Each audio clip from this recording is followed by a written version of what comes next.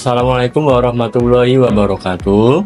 Dalam mata kuliah otonomi daerah, kita belajar bahwa desentralisasi ini bertujuan memberi kewenangan luas kepada daerah, yaitu untuk mengatur rumah tangganya sendiri. Tapi, bagaimana jika kewenangan itu justru disalahgunakan?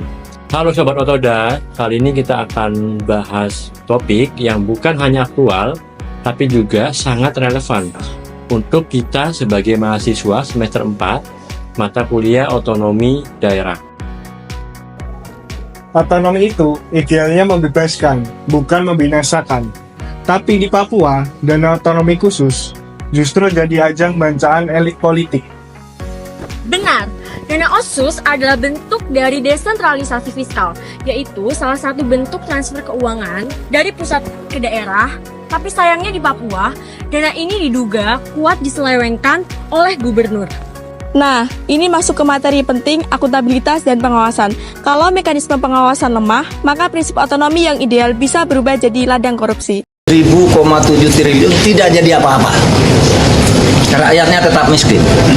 Dan ingin saya sampaikan bahwa dugaan korupsi yang dijatuhkan kepada Lukas NMB yang kemudian menjadi tersangka bukan hanya terduga, bukan hanya gratifikasi saja. Dalam laporan narasi newsroom, gubernur disebut menghamburkan dana hingga 560 miliar rupiah termasuk berjudi di kasino luar negeri.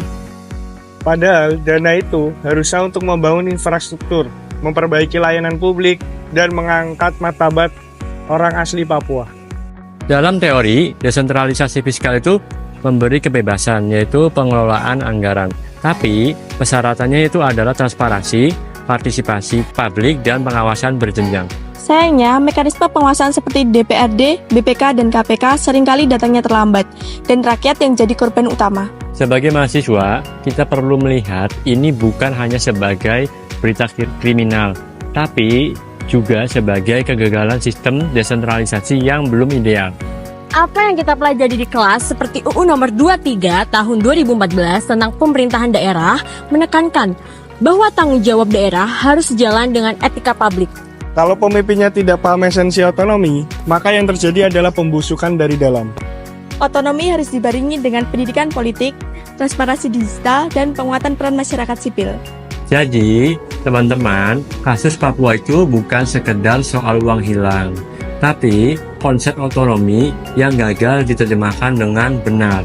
Jangan sampai otonomi hanya jadi slogan tanpa makna. Rakyat butuh keadilan, bukan janji. Sebagai generasi muda dan mahasiswa, kita bisa berperan dalam mendorong akuntabilitas dan ikut mengawasi anggaran publik.